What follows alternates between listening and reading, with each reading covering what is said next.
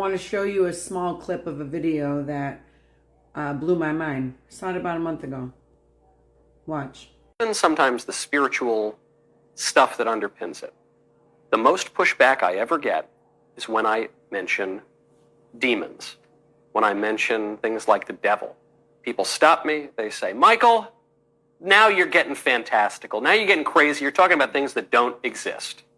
But these things do exist.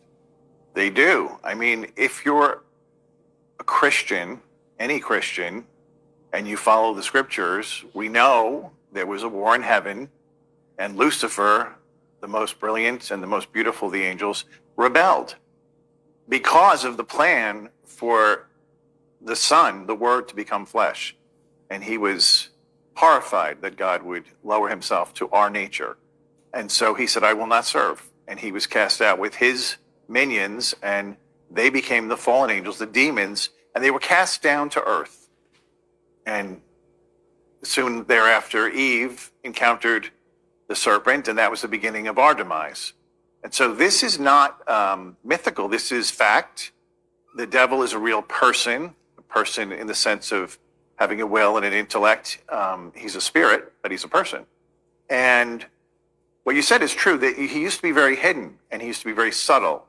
And it should worry people that he's suddenly not worried about being seen.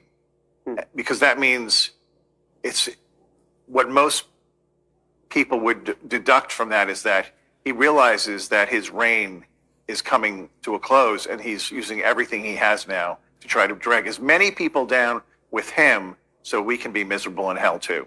Now, what do you say to people who say, that's a nice story, Father, but I don't believe that the Bible is anything more than a collection of stories that have influenced the culture. I don't believe there was any such thing as Satan falling from heaven. I don't believe in Adam and Eve. I don't believe anyone bit the apple. I don't believe in original sin. I don't believe in the personification of evil. I don't believe in evil, period. I think we're basically just a bunch of meat sacks, and all of our conceptions of these things are just chemicals firing off in our brain, and you can't convince me otherwise.